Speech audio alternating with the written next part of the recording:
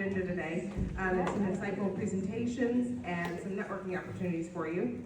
But before we dive into the program, I'd like to extend a warm welcome to our esteemed speakers up front here. And I'd like to recognize some of the police departments that we have with us today. Graham Curry, if you'd stand to be recognized. We have Irving Police Department.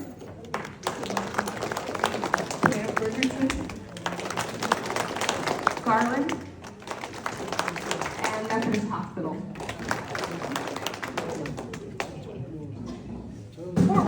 Fort Worth Hospital. Fort Worth Police Department, I'm so sorry. I'm so sorry. All right, first up, I'm honored to have Major Christopher Jaquez from the Community Operations Bureau. Major Jaquez. Chris Jaquez, and thank you for allowing me to speak to y'all. On behalf of Chief Garcia and the men and women of the Dallas Police Department, we want to say thank you for being here today, and I want to thank all the agencies for being here as well. Of course, I would like to thank the temple for allowing us to use this beautiful facility. This is excellent, so I'd like to thank you. Never been inside a temple. I like it a lot. So we have a lot of stuff going on today. I hope that each one of you will take something from this training session or exchange of information. We have a lot of good subject matter experts that are going to speak to y'all. Some with the Dallas Police Department and some with the federal agencies. So if you have any questions, I would say that make sure you make contact with that individual from that agency so that they can answer any kind of specific needs that you have. Okay?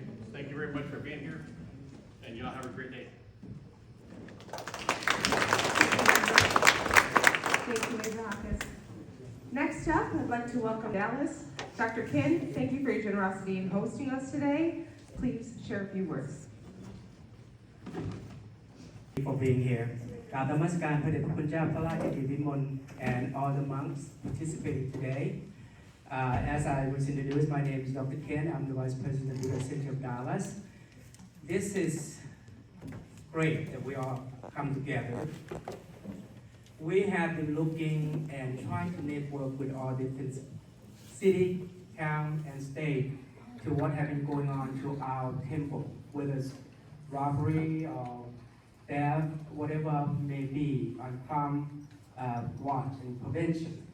We have a board meeting, and finally we said, okay, let's get everybody together.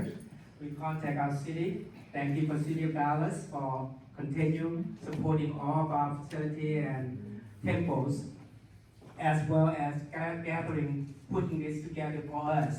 We are so glad to welcome you to our temple today, and it's a great day to do network and be able to see how we can help each other to combat all this violence and also death among temple and different facilities throughout the Metroplex and other cities. We are right here, and also we have water and food on the left-hand side. If you like to have some snack when you're listening, and water, you can just help yourself on the left-hand side there, my left.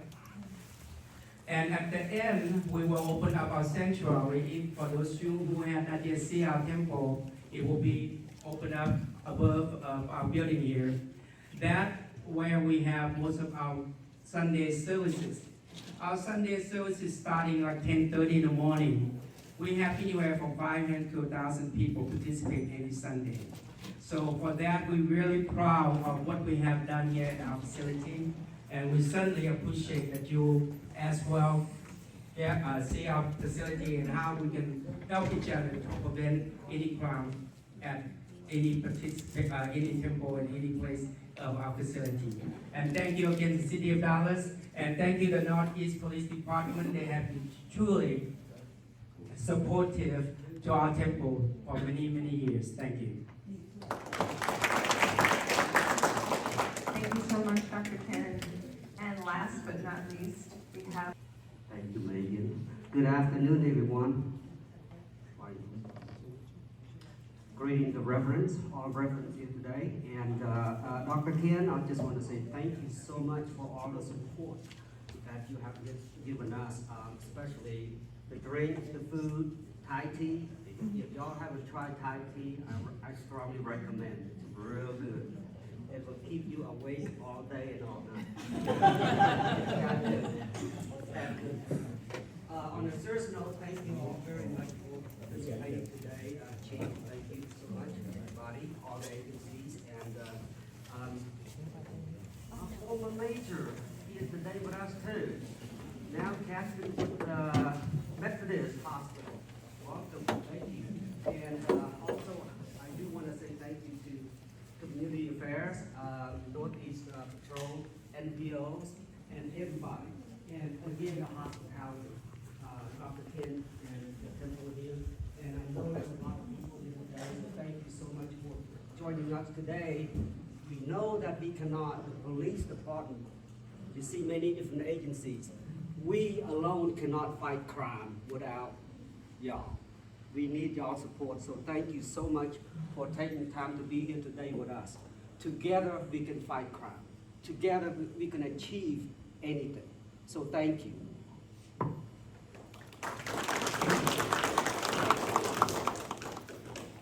Thank you. We've set the stage. Let's delve into the heart of our meeting. The first presentation will be led by Officer Jay Kim. He's from the Office of Community Affairs. Officer Kim will outline the purpose of our gathering today and helping us to understand why we've come together and gathered and hopefully what we can achieve. Good afternoon. Officer Jay Kim. I'm with the Office of Community Affairs. If I can introduce myself a little bit, I was born in South Korea. I speak fluent Korean. I'm here to serve every communities, and I joined the Office of Community Affairs about May of last year. Today I got concerns about the temples getting burglarized. So here I coordinated this meeting for everyone. So I hope everyone can do networking and learn something today. So the purpose of the meeting. The primary objective of the Crime Watch meeting is to foster networking and provide education on crime prevention. We envision that the Buddhist temple monks, board members, and community leaders can play a crucial role in creating a communication network. This network will enable proactive notification and collaboration to prevent crimes from the temples. Crime against the temple can happen anywhere and anytime. Since White Settlement incident, there were many reports of burglaries at different temples in nationwide. So we were doing some research about the temple crimes. Since White Settlement incident, we found different states, different cities in Texas. And while we were holding this meeting, we found out that these temples in Dallas, Richardson, Irving, Fort Worth, and yesterday, one of the temple in Maryland also got burglarized.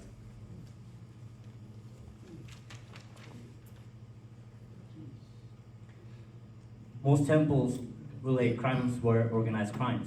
Most of the times there are multiple suspects. So we received pictures from Richardson, one of the temples from Richardson and Irving. It's really hard to see who they are, but when I try to see by frame, those two individuals circled in red, they appear to be the same person or similar individuals.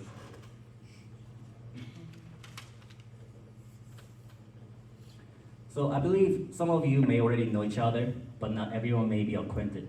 I strongly suggest that representatives from the temple begin networking and establish communication channels such as Facebook group, page, or email thread to share information and alert each other. So like a Walmart, Target, or CVS, or some churches, centers, they do similar things, and it gives heads up to the other members of the community. So for example, Lieutenant Tai heard about a White Settlement incident over the news and notified one of the temple in Dallas. And a few minutes later, the monk called Lieutenant Tai back and says their temple was just burglarized. So I think this is gonna be a good example of like communicating each other and build network. Hey, so if something happens, you need to let somebody know what's happening. But don't forget to dial 911 first if the suspect is still there.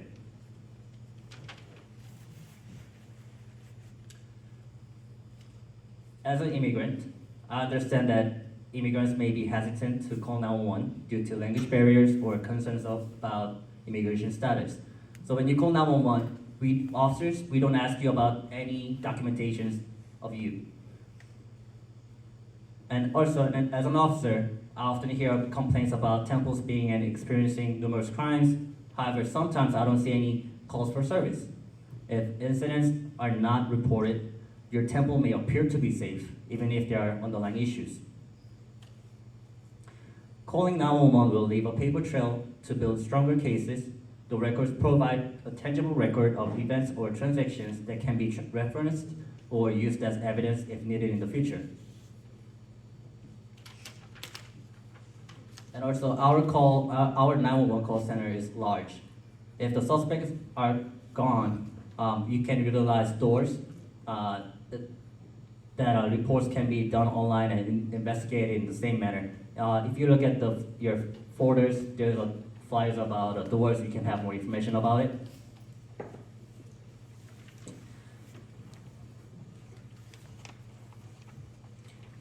And Dallas PD has priority-based responding systems. Depends how you describe the situation, the priority may be changed. For example, current emergency, suspect is still there, or a criminal act has occurred, but the suspect has left. So in Dallas, for example, we have in Dallas PD, we have priority 1 to priority 4. And one good example would be a burglary of residence in progress. And in priority 4, we have also burglary of residence, but this is not in progress. So the difference is gonna be if the suspect is still there or suspect is gone. So it depends on how you describe it, the responding time will be changed. So if monks can call 911 when the suspect is there, will be much faster.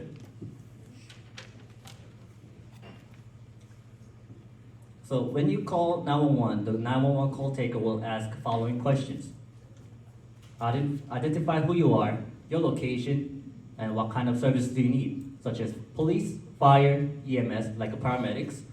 And they will ask, well, if you speak different language, you can ask them, hey, what language I speak, or what language I would like to speak with.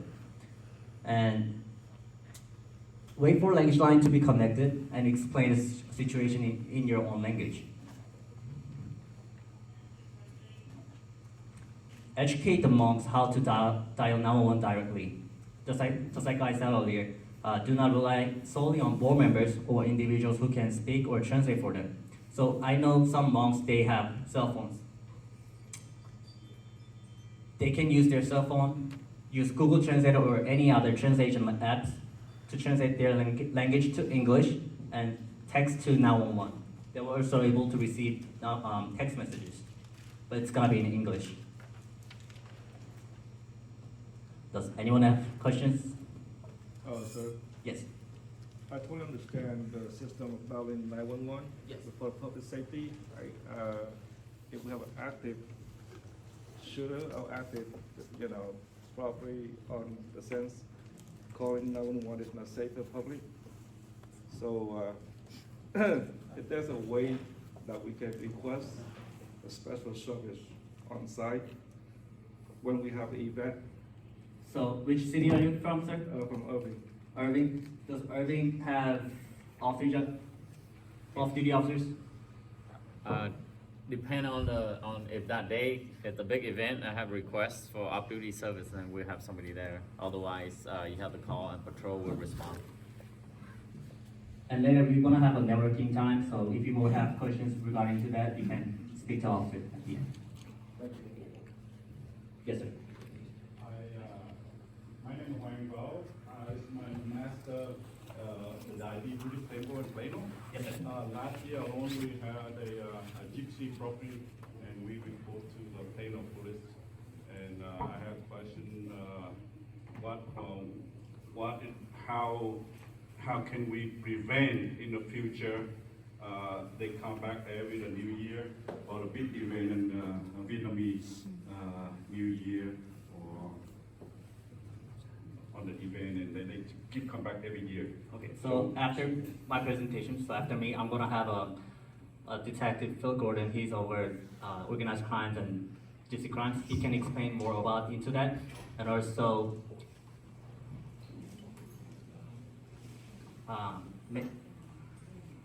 building the networking in this meeting will really helpful for you.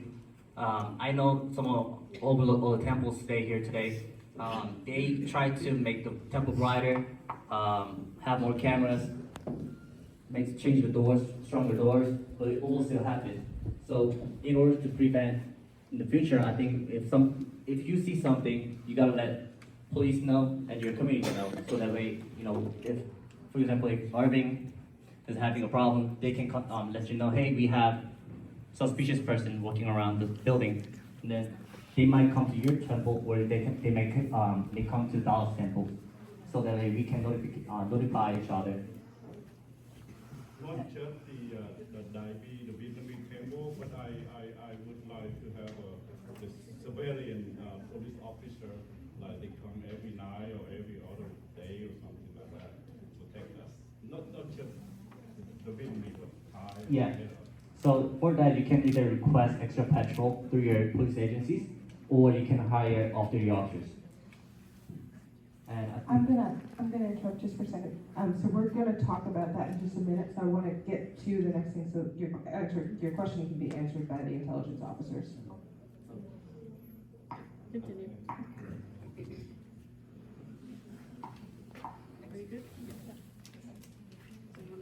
Thank you. Thank you so much, Officer Kim. Next on the agenda, we're going to gain some insight from Federal Bureau of Investigations. Remember the crime that happened at the Buddhist temple in White Settlement in 2022? To shed light on that issue, we're fortunate to have Detective Phil Gordon from the Criminal Intelligence Unit. Hi, my name is Phil Gordon. I spent most of my career up here in the Northeast area. Patrol, I did 5 years in community policing. Actually, Lieutenant Ty was my lieutenant back then. And then I spent 9 years in property crimes at Northeast. I'm currently assigned to criminal intelligence, where I handle hate crimes. I'm also attached to the FBI as a task force officer in the North Texas Hate Crimes Task Force. I'd like to talk to you a little bit about gypsies and the gypsy crimes and how they work. I've been to a couple of gypsy trainings. They opened my eyes. I couldn't believe that organized crime groups like that existed. They target the elderly. They target peaceful people that they know are not going to fight back. They use distraction techniques for almost all of their burglaries. It's very rare to have a violent gypsy crime. Their idea is to distract you so you're looking over here while they commit their crime over here. We had a case here actually at this temple probably 2 or 3 years ago. I believe the service was going on, so everybody was over here at this building, and they went over to the monk's house, and they're gonna knock. They will always knock. They're not gonna break in. They wanna make sure that nobody is there. So they knocked, and this was all on video. They knocked for probably 3, 4, 5 minutes really loud. They walk around the building, make sure that nobody's watching. They wanna commit a crime when nobody is inside so that they don't have to be confronted. Most gypsy groups consist of 1 or 2 males and a handful of females. And a lot of times they'll bring along small children or infants as well. And that's to give you a false sense of security that they're just a family asking for help. And so while you're talking to them with the mother, the father, the baby, the child, they've got people committing a burglary behind the scenes. So the biggest thing I can ask you to do is watch out for that kind of suspicious behavior. If you see somebody that's probably not part of this community, that's over here asking for help, it's a family unit, that should be your first indication that they might have somebody else over at the houses or somewhere around the back of the temple, possibly committing a burglary. I had another case at Northeast where they targeted elderly people. And they do that because, a couple generations ago, everybody was a little bit more, I guess, helpful, a little less suspicious. And so when you're asking or offering help, elderly individuals are usually a little bit less likely to be alarmed by it. And so I had the same gypsy couple. It was a man, his wife, his daughter, and his granddaughter. And they targeted an elderly lady leaving the bank. She had just gone through the drive-through, so he knew that she had picked up some money at the ATM. She was at the ATM lane. And they drove up next to her and rolled down the window and told her that her tire was all wobbly to pull over. And so she pulls over, and the man gets out, and he's like, look, I'm just here to help you out. I got my wife and my kid with me. Here, let me help you change your tire. And so they pop the trunk, and while the lady's trying to help them get the tire out, the wife runs around to the front of the car, gets inside the car, inside her purse, and grabs out an envelope. And she was able to look in between the trunk and the car, saw her do it, and as soon as she found out, they took off. Ironically, that was the same couple in a red BMW that I had a case 3 weeks earlier about. And the same gentleman approached an old man at the grocery store parking lot. He had a dent in his bumper, and he says, hey, I can fix that for $10. I just need, I'll follow you to your house, and all I need is some hot water and a couple of little cleaning items, and I can pop it out for you. So the old man brings him back to the house with his wife, and he didn't think anything of it because he had his wife and his kids with him. And so what they do is he went into the kitchen, turned on the faucet to create some background noise, and he stayed in there, and he kept talking to him. And that's what you're gonna find if you're ever encountering a gypsy perpetrator.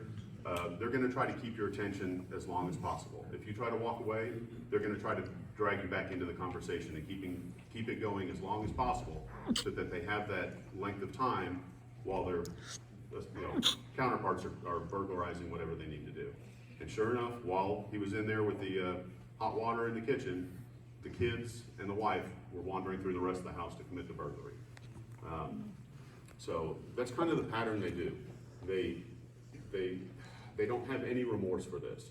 It's in their ideology, their religion, that it's their duty to take the lowest hanging fruit off the tree. And the way they figure that is by the most unsuspecting and vulnerable populations.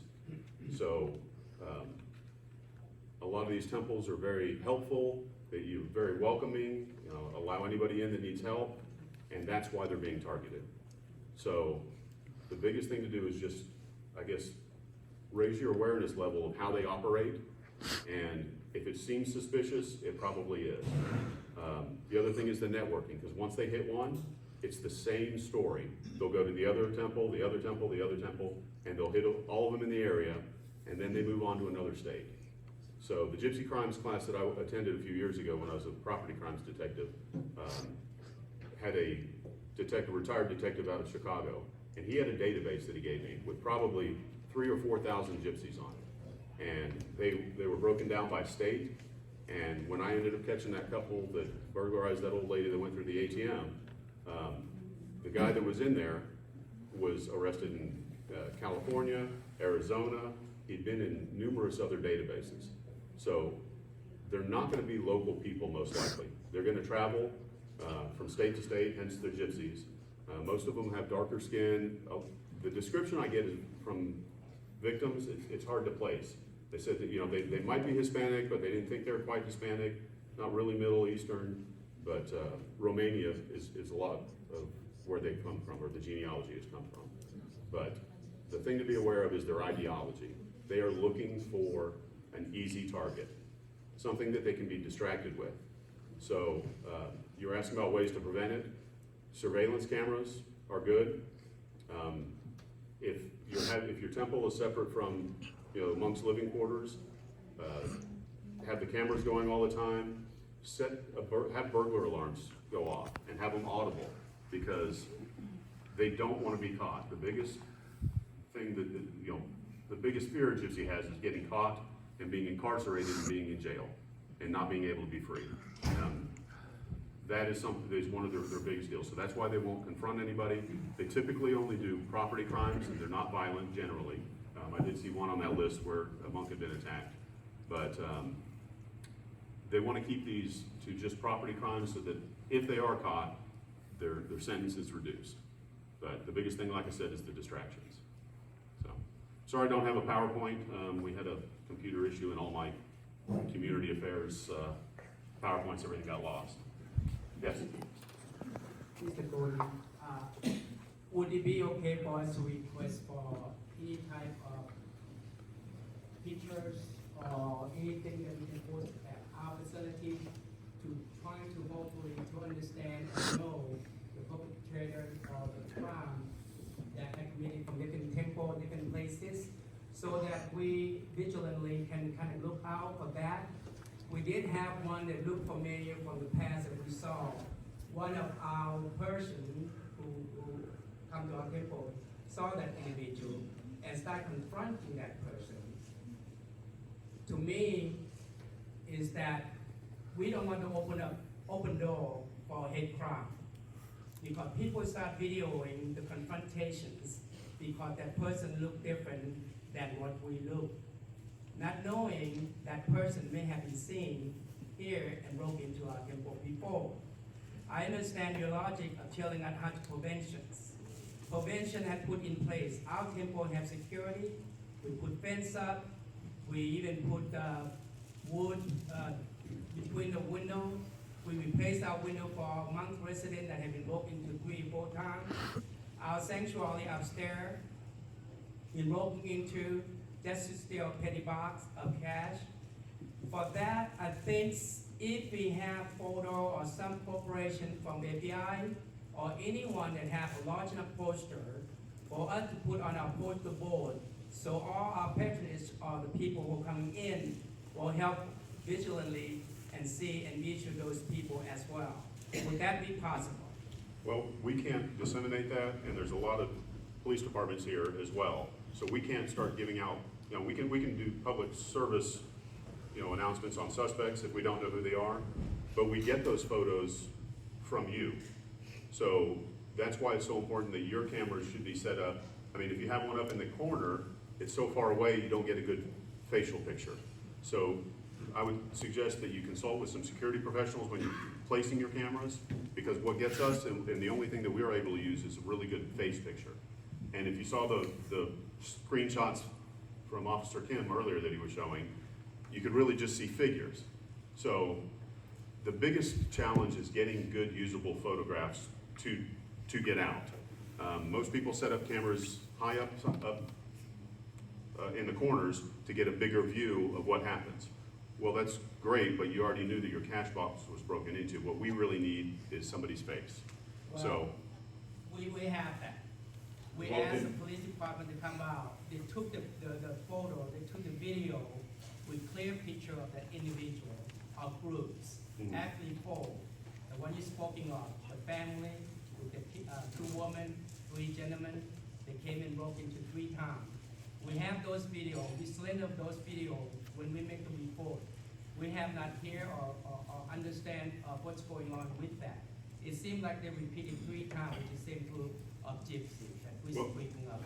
And I think that's why you guys need to really get a good email group or, to swap information. The problem with getting a good picture of somebody is, even if we have a good picture, we can run it through facial recognition and see if we get a hit that way. But if it doesn't, I don't know who they are. The detectives don't know who they are. So the best thing we can do is get this out to, local groups, and these people are transient. So if you have a bigger network, get it statewide, get it US-wide, start communicating amongst yourselves, because a lot of times they're probably not going to get caught for the first time, 5 times, 10 times, but once everybody's aware, we get a good picture of them. If we can catch them and we can identify them, then we can go back and charge them with the other things. But the biggest problem is knowing who they are. And they have so many people that help them. That's how they're so successful. What was happened to the person that Lieutenant Ty would mention about that broke into White Settlement Temple? They have facial recognition of that individual who was on Channel 5 News, and that have ever been arrested? I'm not sure if they have or not. That was about 5 months ago, I believe, right, Lieutenant Ty? So they had a facial recognize that individual driving back from I-30 going east. Apparently, they identified him and knowing that he lived in Arlington with 3 other people that who had actually went and broke into that temple. Now, something like that, we would like to know whether that person or individual have been arrested or not, as well as how to prevent I understand what you're saying. We are do our best to prevent. Remember that our financials are limited in certain amount. Oh, I know. So therefore, for us to be able to prevent that, that's why we're here today. If you all agree that with me, because we have camera, we have professional camera. I have the City of Dallas came out and give us guidance of what we need to do to prevent this.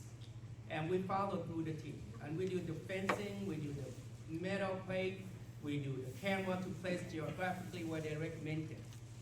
Even that still have an issue, but with the information we have in hand provided to the police department, they came out and do fingerprint, but we don't have any clue or idea what the situation of that process.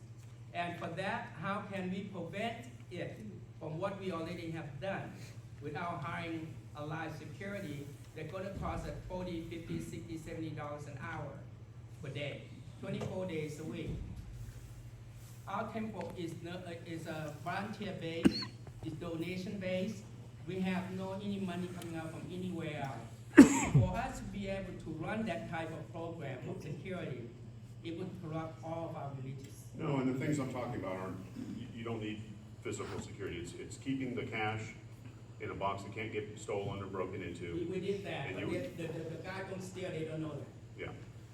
And then just being aware and honestly calling 911 when you start seeing that suspicious behavior, see if we can get officers out here while they're still here on the property to identify them. That's probably the best thing. Once we get somebody identified, prints are taken, then we're able to link all these together. But I think communication amongst all the temples and the network is probably your best bet for prevention.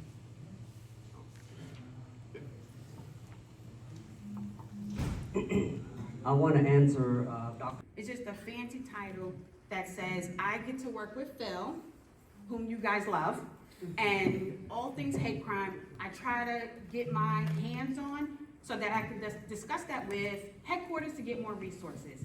So did I turn it off? Is it still on? Okay, perfect.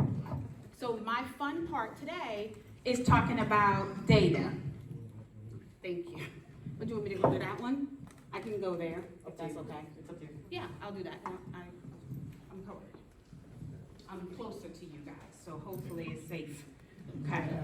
So the FBI, we began tracking data in 1990 pursuant to a congressional mandate. And we published that data in 1993. So all data that you see out there, which you do have access to through the Uniform Crime Reporting, is 1 year or so behind.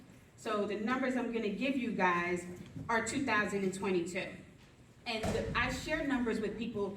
I used to be an accountant, so numbers are my thing, because we know they're underreported, and it's hopefully our hope that you guys will be encouraged to report more crimes. I know how you feel about it, but you have to keep speaking up about it. You have to. So for 2022, the way the numbers work is in 2022, there were 11,288 single bias incidents involving 13,278 victims. So what these numbers mean is there are a number of agencies that participate in this voluntary program to report crimes that are happening in their community as it relates to hate crimes. And you can have one incident and have multiple biases within that one incident. So that's why the numbers will never be kind of equal.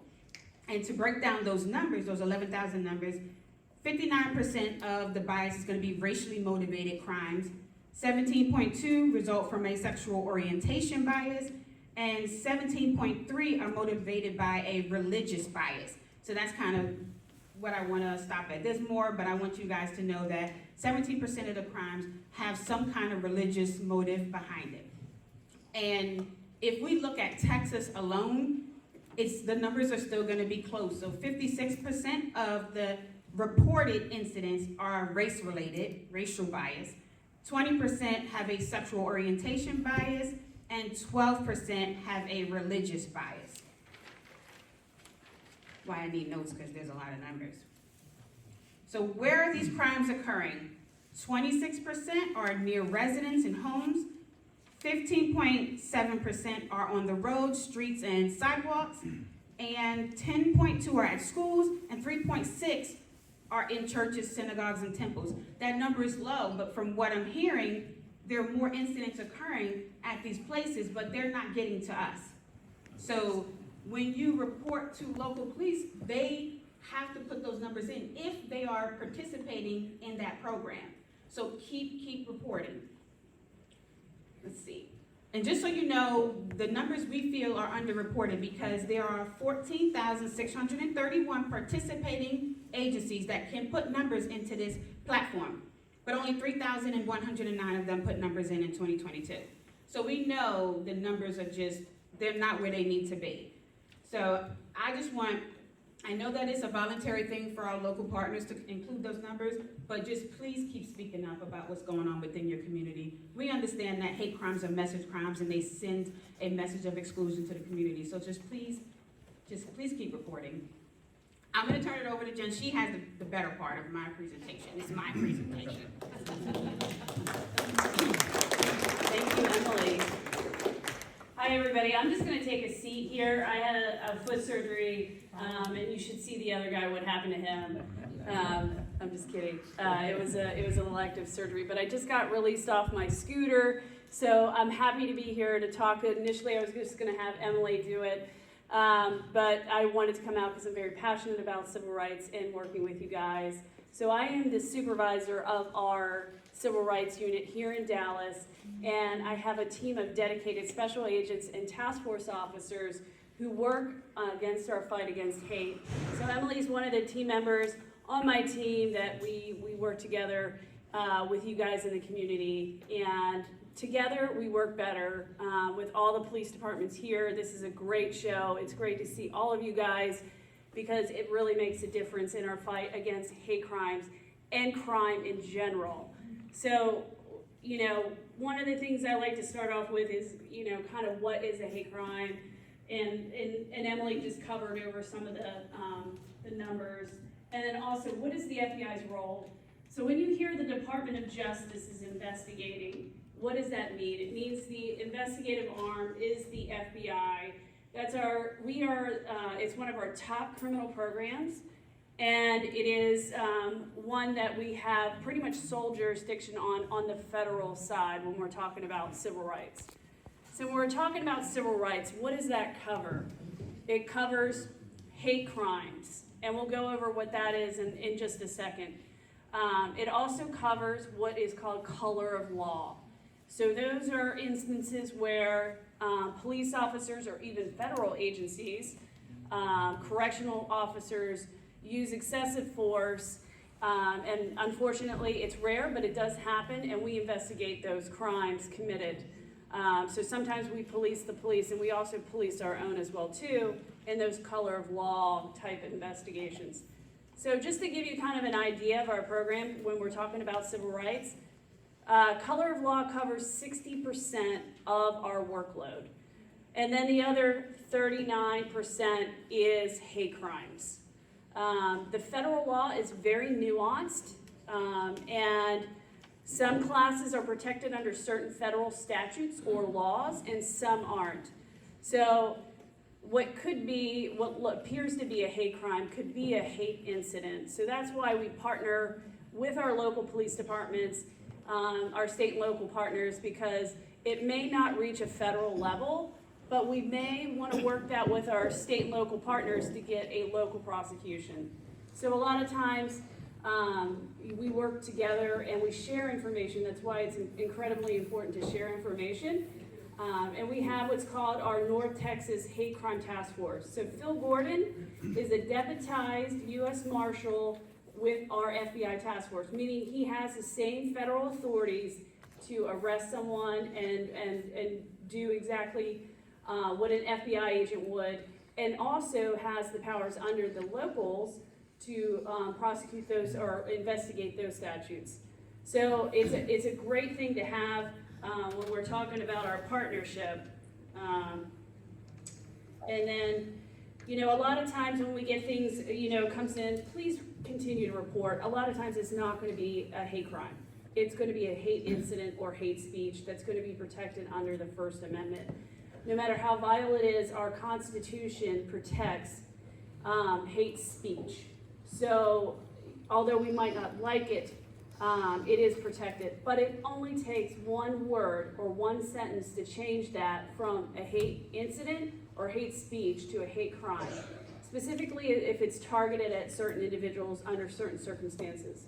So right from the beginning, when I get a complaint of these or a hate crime that comes in, the first thing I do is I reach out to my United States Attorney's Office and we look at these cases. So I have an attorney who's evaluating it with us because we want to make sure we get it right. We're very passionate about it, and it only takes one word to change it. A lot of times it's hate speech, or if it's online, or it's text messages, or it could be pamphlets. A lot of times the criminals out there that are distributing these, the vile speech, or they may not even be criminals, they know right where the line is. So please report it to local police department, please call 911, and then also please report it to the FBI. And I'll go over various different ways you can report it to the FBI too. A true threat is defined by the Supreme Court is a serious communication of intent to commit an act of unlawful violence against an individual or group, and it does not protect violence or, it has to be a true threat, meaning it can't be political hyperbole, where you get a lot of hyperbole of, I'll give you an example, kill all the Jews or kill all the gays. That hate speech is protected because it's political hyperbole. Now, if it's directed at an individual and it's very specific, there's a great letter or a great example here for back in the day when Jackie Robinson received a hate letter, and it was very specific. It says, "I'm going to kill you. We don't want your types around here," and it was very specific. So please report it, even though it might not rise to a hate crime level, we still want to take a look at it.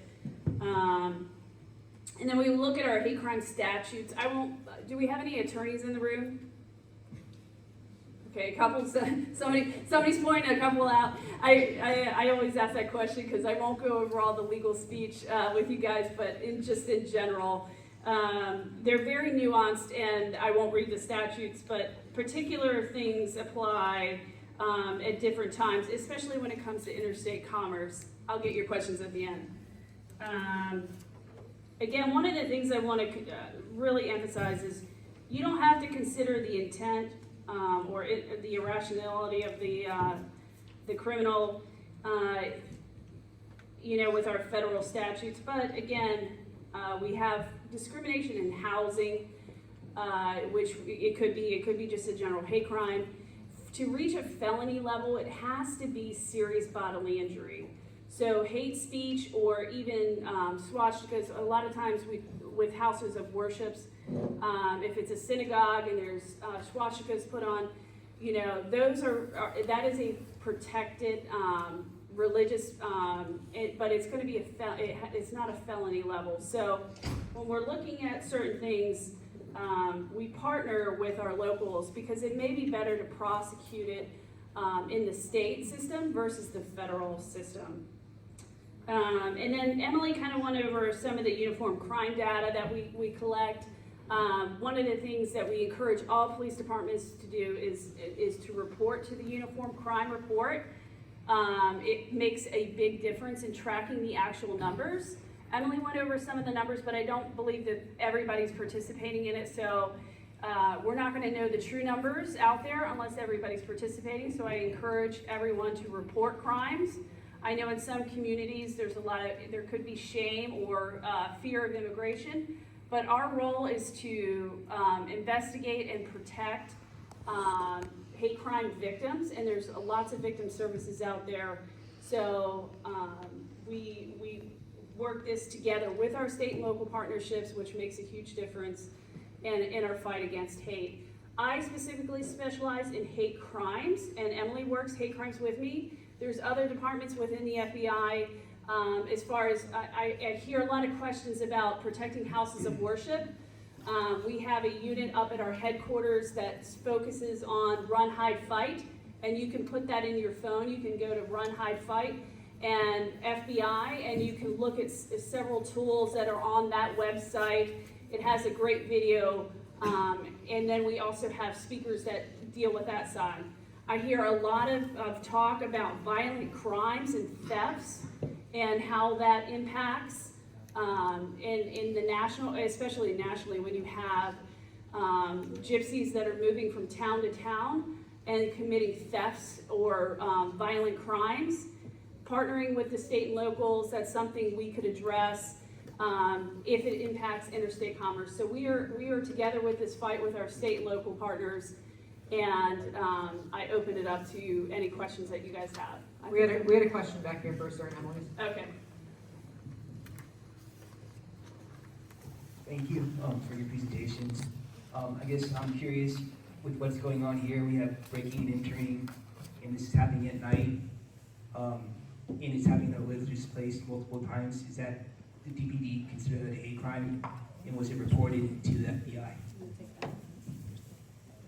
So if we work together, yes, it would be, but if it's a hate crime, it's hard to prove what's in people's hearts and minds.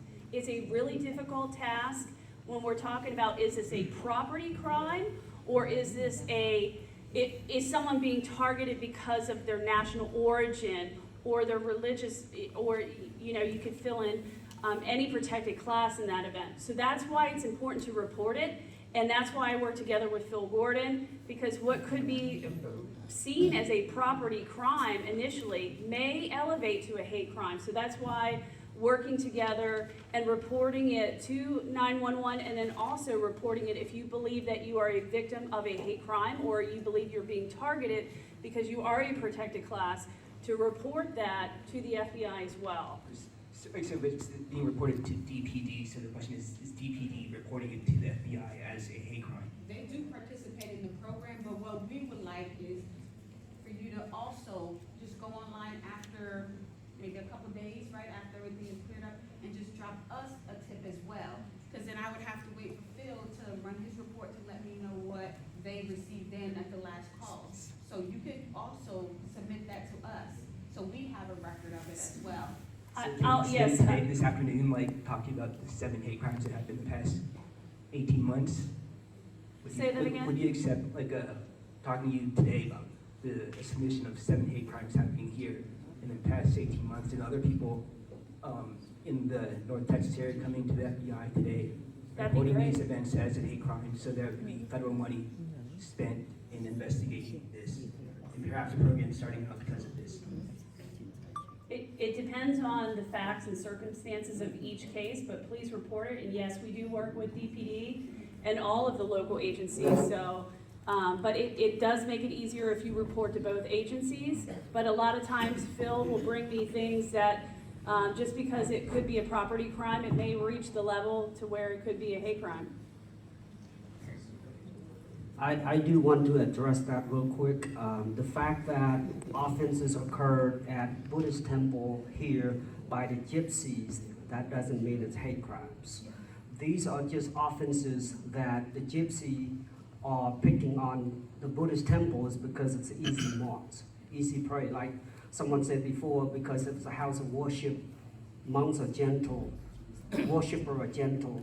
And they just prey on y'all, so we need to work together. That's why I'm glad to see all agencies here today, well, a lot of agencies here today working together so we can network and just pass on the information, and eventually we will catch them. Okay, but the message is that the fact that they targeting the Buddhist temples, that doesn't mean it's a hate crime. Okay, so this is not a hate crime, this is just offenses. Again, it's easy prey for the criminals, for a gypsy in this particular situation. That's what you were referring to, right? Offenses that occurred here. I don't know what the statute says, like how wide it is, that perhaps these could be interpreted as hate crimes. Not in this case. Not in this case, but sometimes the motivation is not going to be known right away. It's going to be months after the fact, or after the police conducts an investigation. And at that point, if you're being targeted because of that, and it's threats or force or violence, That's the key, threats or force of violence. You know, that's because you're a protected class. That would be a hate crime.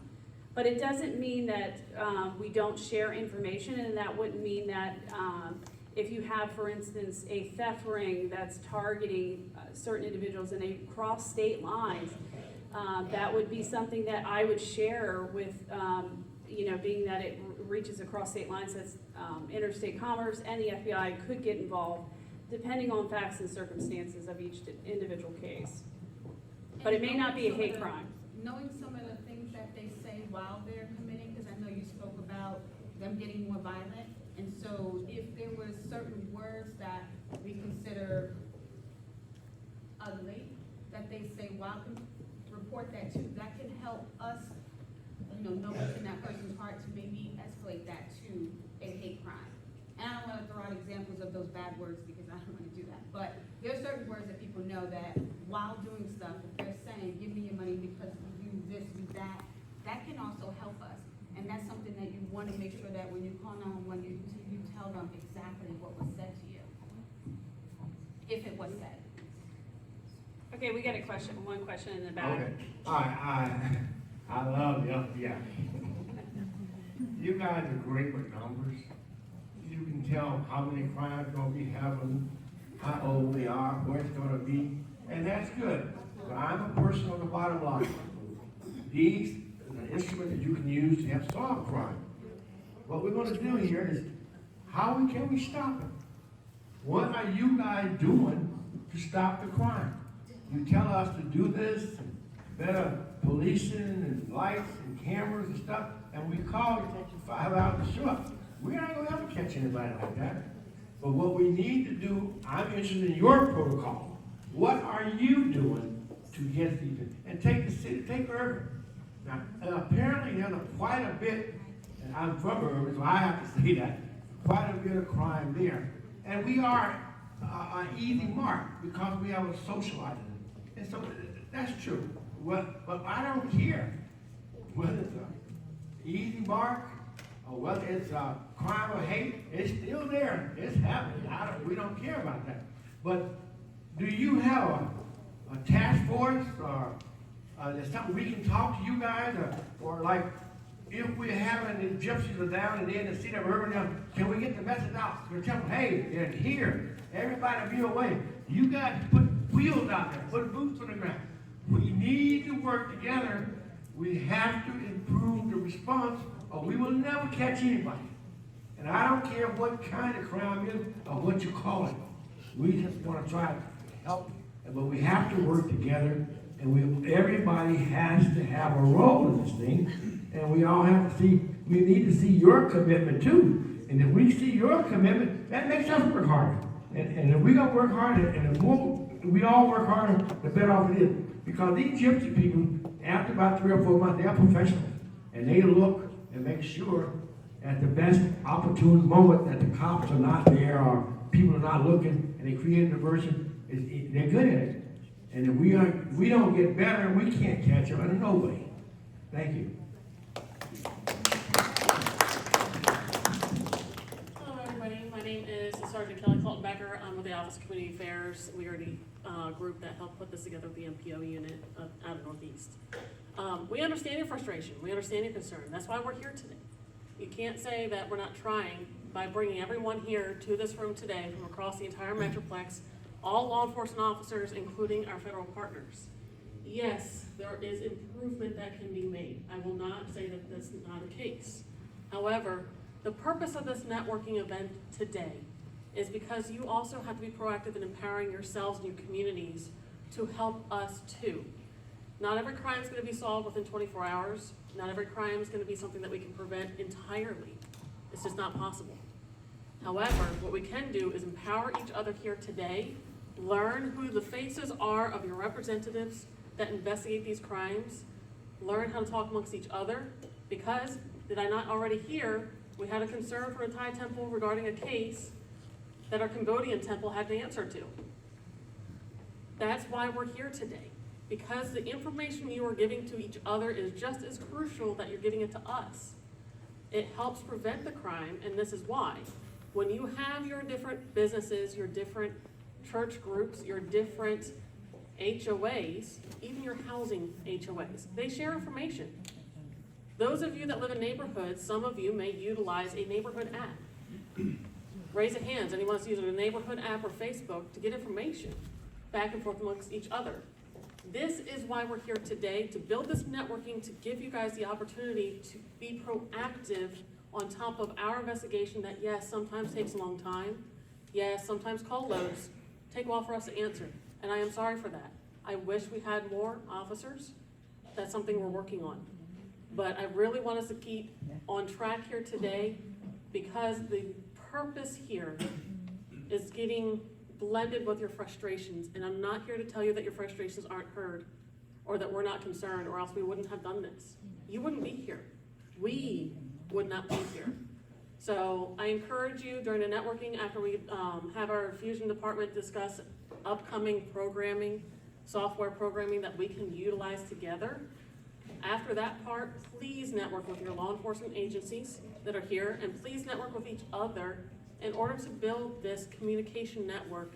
Because if you in Dallas at this temple see a suspicious person, group, or behavior or criminal act, and as Jay's presentation showed, in February when we conducted the planning for this meeting, there's 5 offenses that occurred while we're planning this meeting. But everyone called us, but not each other. They didn't know, the temples in the Metroplex did not know that those 5 offenses occurred across the Metroplex without us being involved in that. And that is part of why we're here today. So I hear you, I do. But let us work together today to try and empower each other to getting some sort of effect internally. And I'd like to turn this over to Lieutenant Quinlan. He's gonna go over a project that we are soon to roll out, and that will be really important for you to hear. It's not just a project that Dallas is working on, it also incorporates some of our neighboring agencies who already have this program going. It will be very interesting for you to hear, and I think it will be very empowering that you know that this is coming. So, Lieutenant Quinlan. Also, I want to add this before Lieutenant Quinlan starts. This is a good meeting. This is good. It won't be the last one, okay? This is the first one. We should have more meetings like this so we can all share the information. Good afternoon. My name is Chad Quinlan. Like I said, I'm the lieutenant over the Dallas Fusion Center and the Real-Time Crime Center. Just to give you a brief lesson on what the Dallas Fusion Center does. Essentially, we are the intelligence silo for the department and our AOR here in the Dallas-Fort Worth area. So as information comes in, it's our job to collect the information, analyze it, and disseminate it to the proper agencies, the private sectors, public sector partnerships, and to the detectives. The Real-Time Crime Center side, we're tasked with monitoring all the calls throughout the entire city, along with all the camera systems that we have throughout the entire city. And unfortunately, right now, we're working to improve that, and that's where this project or this platform is going to come in play. With all our camera systems that we have throughout the city, not just the Dallas Police Department cameras, the Park and Recs cameras, City Hall cameras, Deep Ellum cameras, Dallas Housing Authority cameras. It's multiple systems that we have to log into at one time. So we found a solution to put all our camera systems into one. And when I say we have a lot of camera systems just in DPD alone, we're integrating up to, at last count, we were at 868 cameras that we're integrating into the system. But I can show you a map and I can see gaps throughout the entire city where we do not have cameras at all. And that's something we are working on correcting right now, but we can't do it alone. Cameras cost money. Cameras cost a lot of money. All right, maintaining those cameras, the servers. All right, the city of Dallas spends a lot, I mean, probably millions, close to $100 million alone just in software. A lot of it goes to the Fusion Center as well. So with our camera systems, we need help from the community, our partners, our private and our public sectors. And this is where the platform comes in. Starting next month, within the next, probably a few weeks here, Chief Garcia will be doing a public service announcement to introduce the city of Dallas to the platform called Fusus. This platform will allow the Dallas Police Department to integrate all our cameras into one platform, along with the calls. We can really cut down on some of our screen time that we have up in the Fusion Center to just put Fusus platform up on one main screen. What Fusus allows us to do is communicate faster to the patrol officers out in the field and more efficiently. All right, we can take our cameras, we can take screenshots, and in the past, how we had to communicate was via the radio.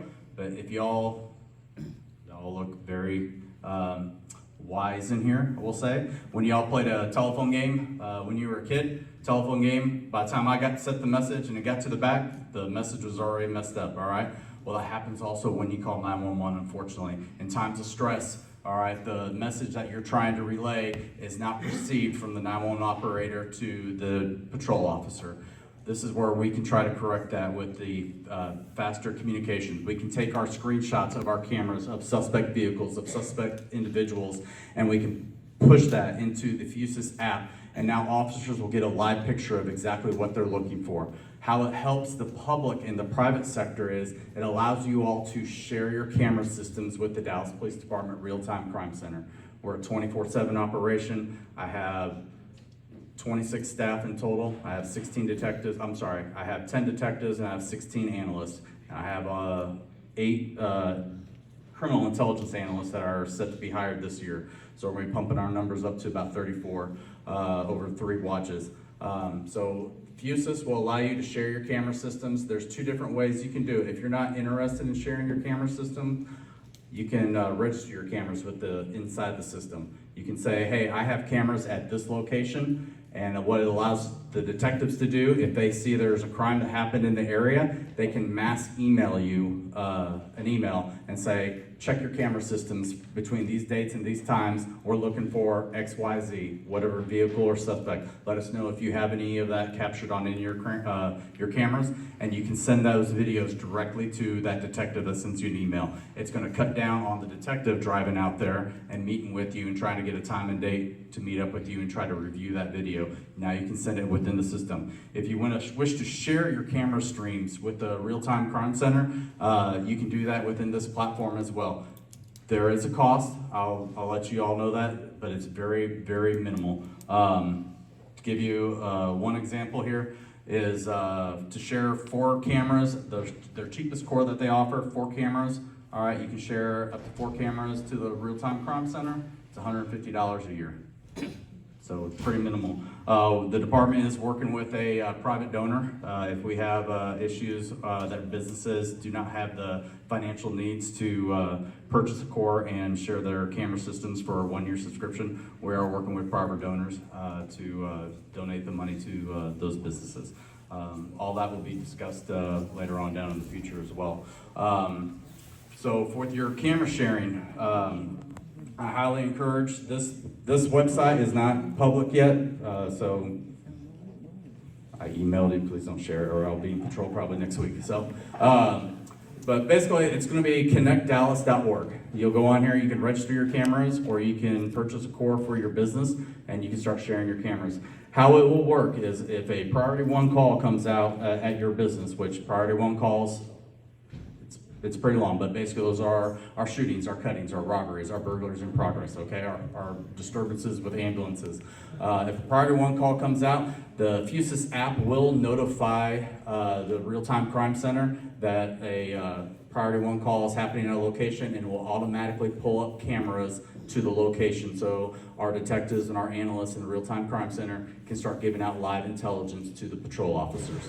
So if there's a burglary in progress at a location or a robbery in progress at the location, it goes back 10 minutes, and we can start getting those suspect descriptions out over the radio and into the Fusus app. We can start taking screenshots of the camera systems and put out the suspect description faster to the officers so they know exactly what they're responding to.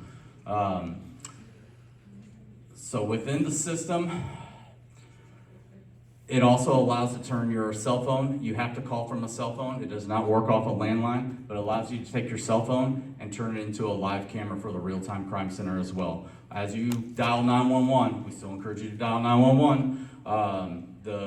Once the call is plotted out, It will bring up the call on the Fusus platform. Our detectives can click on the link and it will send you a text message to your cell phone asking if you wish to connect your cell phone to the Real-Time Crime Center and go live streaming with your cell phone. You can start doing live streaming from your cell phone. You can put your cell phone down and just let it live stream, and we can get the descriptions of the suspects and any vehicles and put that out to the officers as well.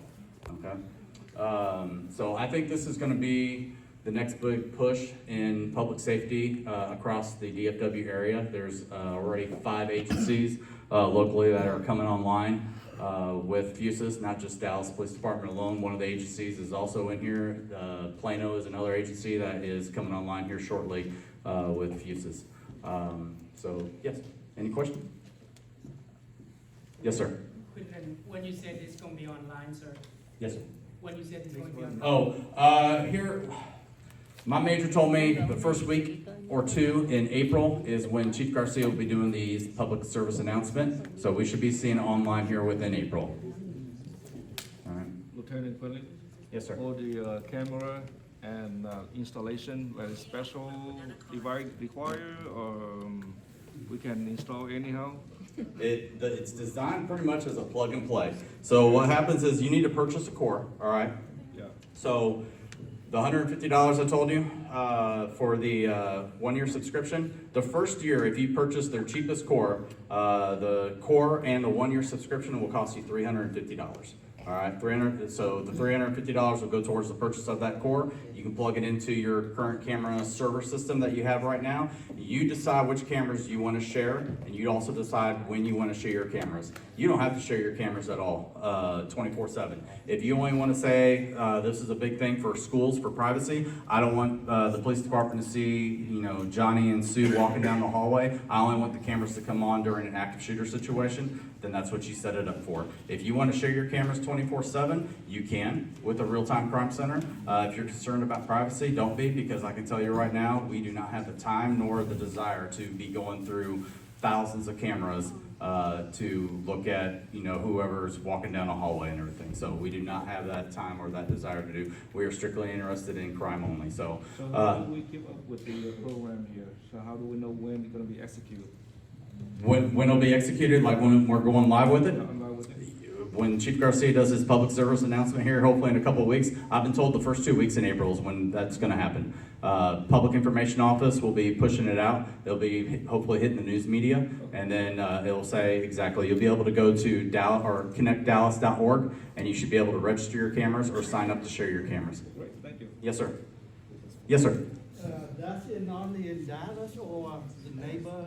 So right now, this is for Dallas, since we are here in Dallas. The city of Arlington is live with this right now. City of Plano has signed their contract. I don't know when they're going to be going live, and I believe City of Irving is. Let me Yes, answer sir. that question. I do have an answer for you. Let me answer you afterward, because Dallas will not respond to answer a call in Irving. So, all right. But how this also works, it's great for the public and private corporations to share their cameras with the Real-Time Crime Center, because, like I said, we only have so many camera assets and we only have so much funding as well. But our 1,000 cameras that we have here in the city of Dallas, to expand that out to Dallas Independent School District, to churches, to other businesses, we're talking we can get up to 10, 20,000 cameras going within that platform. Yes, sir. City of Dallas. City of Dallas. Yes, sir. And how long is the database going to be saved? Like a year or month or what? So you're the holder of the video. All right. Whatever camera system you have, you control that video. We do not have access. We do not have access to save that video. If we need a copy of the video, the detective will send an email, and it's up to the business to save that the video and push it to the Fusus vault. All right. So to say, currently our video system in the city of Dallas, our videos are saved for 14 days.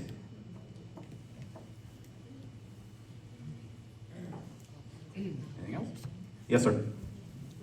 Yes, I'm from Plano, Yes, sir. Vietnamese Buddhist temple, and I think this is a very value-added meeting, and I would like to have, I think for everybody, and we have emails over there.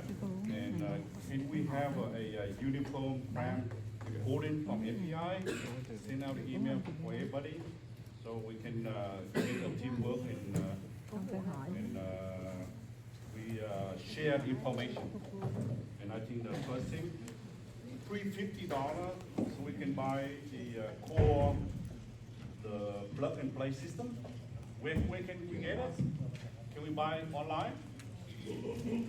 So you're in Plano, correct? Yes, sir. So Plano will eventually have a website like this. It may be called connectplano.org. I'm not exactly sure. So within the system, you'll go in, Officer Kim here, I just want to scroll down.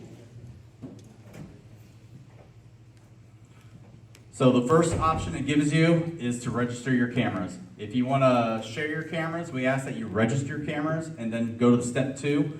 That's where you will sign up to share your cameras. So if you go to shop now, scroll down. This is where you would purchase the Fusus cores, and it breaks it down the price for you, and it lets you know how many terabytes of storage each Fusus core has for you. So the Core Lite is the smallest version they have, like I said, up to 4 cameras. The Core Pro offers up to 50 cameras, and then they only get larger after that. So you'll go to this site once Plano gets it online, and you can click which core you want to purchase for your church or your business, and register your cameras, and you go in there. So it's essentially a plug and play. You plug the core into your current server system. You'll call the Fusus help desk. They will go through their process of making sure your cameras connect within the application, and then it will be able to get streamed into the Plano Real-Time Crime Center. Thank you, sir. Yes, sir. And then, like I said, another ability this has between agencies, which I think will be huge for DFW here local, it allows us to share our camera streams with our agency partners. So we can put cameras on the borders of, Mesquite, Irving, Garland, our surrounding agencies. And if they have the Fusus platform as well, we can share our camera streams on the border. So essentially what this is going to look like for us in 2026 when FIFA World Cup comes is we'll be sharing our camera streams back and forth with Arlington PD. So we can see their crowd size that's going on at the stadiums, and they can see our crowd size that's going on over here in downtown Dallas at all the fan fests and hotels. I probably gave away a little too much. So how about? Go ahead, man. How about the Richardson City? I have to let Richardson answer that. I'm not sure exactly where I'm Fusus not is reached familiar out with this to. program, but I'll look into So it. let me rephrase the gentleman over there and the gentleman down there. They have a very good concern about the whole community. I hope you guys, take it seriously. I'm looking for, actions speak louder than words, right? And we're seeking for commitment for the officer as well as we will cooperate with officer to make things happen. And I appreciate for yours to be here today. And I'm from Urban City. Well, let me back that up.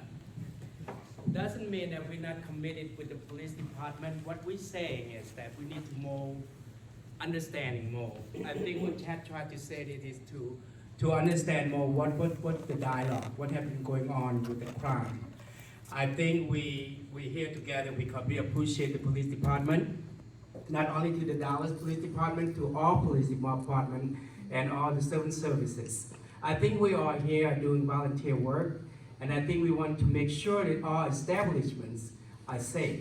Therefore, I don't think we're here to demeaning or to do any negativities. As Lieutenant Tai was saying earlier, we're here to do network.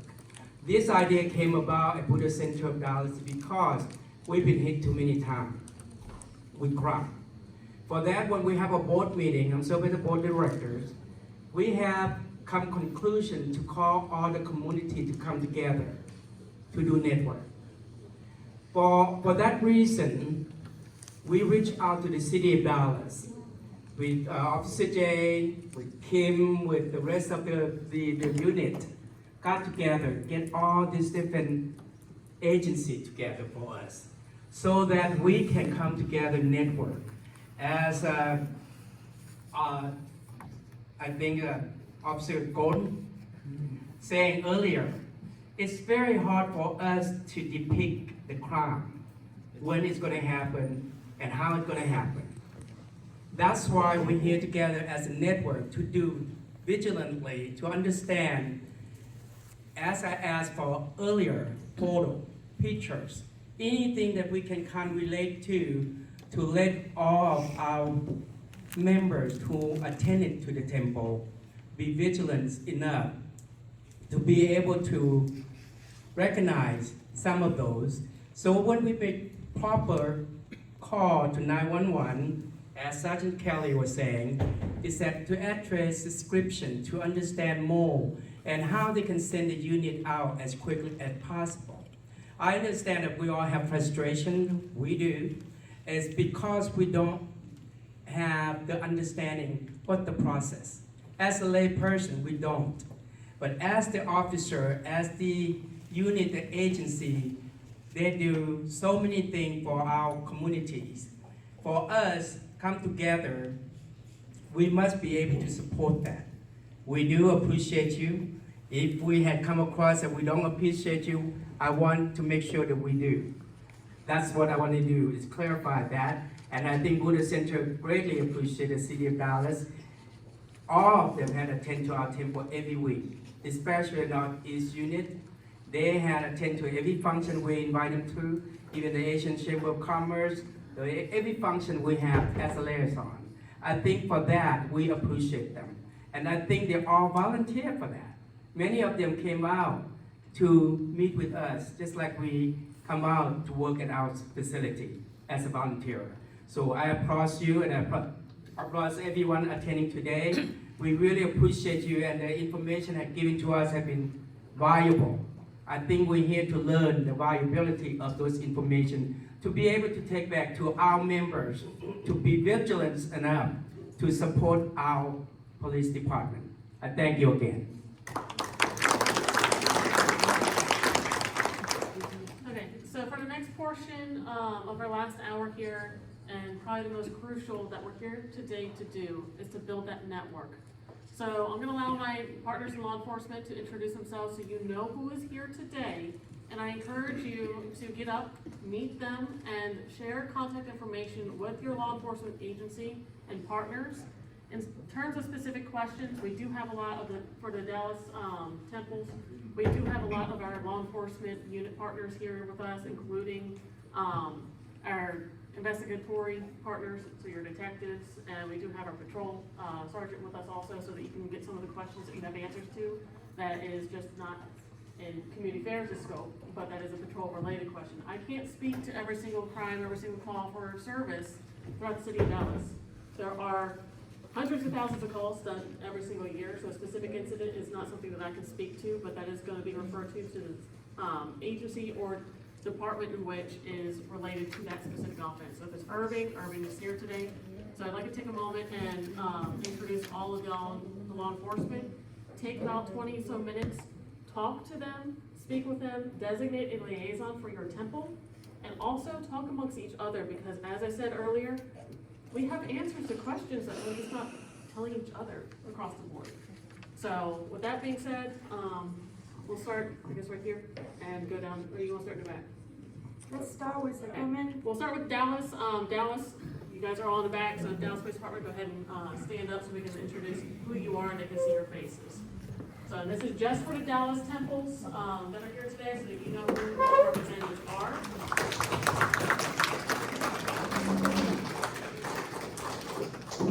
Hello, I'm Officer Using with the Dallas Police Department. I've been on the department for almost 5 years. I spent the majority of that here in Northeast Patrol. I currently work at Southwest Patrol. I cannot speak for your community, but as a Hispanic American, I know that in my community, it's not necessarily encouraged to work in police. So I think someone mentioned that they have 500 to 1,000 people here. I would encourage you amongst each other to encourage the people in your community, because you guys are voicing concerns about response times, which is very valid. I would encourage you to tell the people in your community that, hey, this is something we can do, because together we can build the police department larger and get a better response time. And with that, Holly. Hello, I'm Officer Bryant. This is my classmate. Excuse me. I did about 2 years here at Northeast. I'm currently stationed with him at Southwest. Hello, I'm Officer Baez. I'm at Southwest. I've been there 7 years. I'm with the Southwest NPO unit. I know Mr. Joe T. We're in good contact, right? Hi, I'm Detective Mullins. I work here at the Northeast Station, so this is within our area of investigation. So we deal with property crimes, so burglaries, thefts, things like that. So if anything happens in this part of the city, we're the ones that investigate that and follow up on that. So we'll work with you guys. If you report any of these offenses, we'll be the ones that investigate it after patrol officers are the ones that respond to it initially. Detective McCosker. I've been employed with the City of Dallas for about 17 years. I am currently assigned to the Northeast Substation as a property crimes detective. I'm Officer Martin, Dallas Police Department Northeast NPO. I've been working with Dr. Ken now for about a year, and I've been on the department for about 8, a little over at this point. Hello, I'm Sergeant Alejandra. I work with Southwest Division, Third Watch. If you guys need anything, definitely come and get my contact information, see what I can help with. I'm Officer Brown. I work with the Southwest NPO unit, and I am very familiar with Mr. Joe T. Hi, Mr. Joe T. Hello, my name is Stacy Avila. I've been with the department about 22 years. My current assignment is Southwest Investigation Unit. Thank you. I'm Officer Soksawan. I work with Dallas Police Department nearly 22 years. And I also, something wrong. Use your police voice. Go ahead, just go ahead. I also work with the Cambodian Buddhist temple. And I understand the frustration that the Thai temple talking about, because our temple, the Cambodian Buddhist temple, also got hits, but we just have to keep calling 911 and, you know, encourage the member to come to nothing working, to reach out to the other community and temple so that they can be aware of what's going on and reestablish that connection. Because I know that we have all kind of app nowadays that if the incident happened in one area, you can take live picture or whatever and then send it to other temple and church. That way, if you try to reach out to the police, they are aware of where the suspect is heading. So, you know, just keep on call 911. I know the frustration sometimes they get there to the location late or whatever, but there's priority that they have to take care of too. So just understand that, okay? Thank you. Good afternoon. My name is Unsop Kim. I work for Dallas Police Department almost 29 years, Office of Community Affairs. Thank you for attending. Hello, my name is Jennifer Abbott, and I work in the Office of Community Affairs as well. And I've been here for 2 years, and thank you for having us today, and we look forward to continuing to work with you.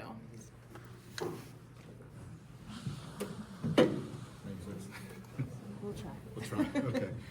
Hi, folks. My name is Jason Kim. I just tell you a little bit about myself. I'm the only Asian executive officer with the city of Fort Worth. I'm the commander of the Northwest Division, where we have a couple of Buddhist temples located within our division. So, if you're the faith leaders in anywhere in the Fort Worth city, please reach out to me, and I'll definitely connect you with the right NPO so that we can solve this problem together. Thank you. Good afternoon, my name is Sergeant Tai Nguyen from Grand Prix Police Department. It's an honor for me to be here. Thank you, Dallas Police Department and the Thai Buddhist Temple for putting this together. So we also have a Buddhist temple in Grand Prairie called Phak Wan Buddhist Temple. And the big key that I took away from this event is networking. So if you haven't, please connect with one another, create a Facebook group with Temples to Temples, and we share the information. That way we can disseminate the information of the suspects of what to look out for in the future, so we can work together as a community to prevent crime and to partner with the police department and to help them solve these type of crimes. In Grand Prairie, I have an outreach program to the Vietnamese community. It's called Get Hop. So we held meeting for 3 to 4 times a year at different locations: Asia Times Square, Phat Quang Buddhist Temple, the local Vietnamese Matthew. No, it's the Vietnamese Church of a Beltline, I think Saint Joseph Church. So we hold meeting 3 or 4 times a year. Our goal was to disseminate the same information that the community needs to know. So the next meeting is going to be May 26th at Phat Quang Buddhist Temple from 1:30 to 2:30. So to the local Vietnamese Buddhist temple that are interested, I hope to see you there so we can discuss more in detail about these situations that's going on. And we also have a Facebook page from Grand Prairie Police Department. It's called Grand Prairie Get Home. So get on there, subscribe, and we disseminate all the meetings, agendas, and everything on that website. So thank you. Good afternoon. I'm Detective Quan with Irving Police Department. Thanks for DPD and FBI being in hosting this, and especially thanks to Detective Gordon for taking the heat. I hand it off to you. So I got a fair share of training, GYPSY training, just like Detective Gordon did. So believe it or not, y'all just didn't let him say it all. The day that the Buddhist temple in Irving got hit, I personally came into the temple on my day off to talk with Mr. Ann sitting over there. We discussed about the plan. And I tell him, hey, share this intel out to the other temple. The next day, the temple in Fort Worth got 3 uniformed officers like this working at the temple, and they came in and hit the temple, kicked several doors down, and broke into the temple while uniformed officers working there. So, do you have the call 911? 911 was there. So, my hat is off to him. He's standing taking the heat. So, thank you. Anyway, I hope the next meeting we can host in Irving, since Irving have really big, the area right there, towel place, you don't have to wear a shoe cover and all that. So, let's do that. I like to host meeting like this. I don't work for community service. I work in outer theft. So I use that skill as if you designate somebody to take a picture of the suspect vehicle and send it to the fusion center, they can list that vehicle into flock camera. So the patrol can be on the lookout for it when it go through the flock, they can stop it and ID the people. But you send this, once you submit the evidence to the police can't just go out and hand it out to everybody else because that becomes evidence, we can't release it. And especially the picture that have juveniles in it, we absolutely cannot release it at all. Not even the news. The news will block out that little kid photos. But since you're a civilian, you do whatever you please with your evidence. We can't stop you on that. So, thank you again. And we'll meet with Irving Group later on if you have any more questions. Sure. All right. Hello, good afternoon, everyone. I'm Kelly Pagel. I'm the sergeant at the Community Relations Unit for Richardson PD. So I appreciate you all having me here today. I'm happy to meet with the group from Richardson and get to know you all later on. Thank you. Hello, Don Lay with Garland PD. If anybody's from Garland, come speak with me. I'm just one officer, the neighborhood police officer of 16 guys. So come speak with me and we'll figure something out, but I don't think we have a problem like this in Garland. If we do, I have to find out.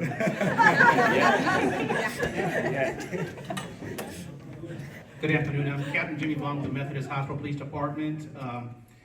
My former life, I was with Dallas Police Department for 30 years. I was the liaison between the Thai community, this Thai temple, and all crimes occurring in this region. I speak, read, and write fluent Thai, born and raised in Bangkok, Thailand. So if there's anything I can do to help out, just give me a holler. สวัสดีครับผมเจ้าหน้าที่ตำรวจจิมมี่บอลนะครับเป็นนายพันตรีตำรวจของเคยเป็นของดัลลัสนะครับแล้วก็ถ้าหากว่ามีอะไรที่ถ้าผมช่วยได้ก็อย่าเกรงใจนะติดต่อผมได้ทันทีนะครับสวัสดีครับ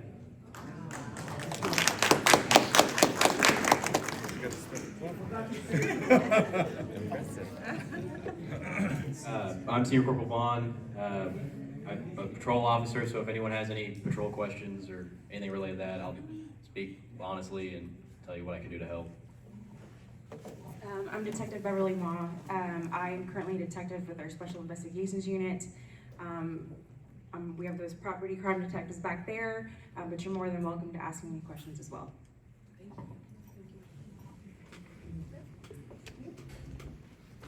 Okay, so that brings us to the networking session. Officers, please familiarize yourself with the temple context, the residents and languages spoken that are at the temples. As we know here, this temple, we have people that live here, right? Our monks live here. So the same thing with the other temples in the other cities. Realize that they are actually residential quarters as well as being houses of worship. On top of that, I asked that the temple members please designate a liaison to connect with the other temples that are not just the temples of your specific branch. Okay, that way you have that networking already built in. So for the next about 15 minutes, please get up, meet your law enforcement partners, ask those relevant questions that you have related to patrol or investigatory issues that we cannot specifically answer because I am not in that specific role, but we did invite everyone here that could answer those questions. And then, yes, sir, you have one question. Yes. We might have to break in. I have to the police officer call us and say, "Do you want to send a police officer on the site?" Don't we for them to do something, same concept, but they get the alarm system instead of with the cop. So are you here in Dallas? I'm in Garland. In Garland? Okay, Yeah, that's a Garland.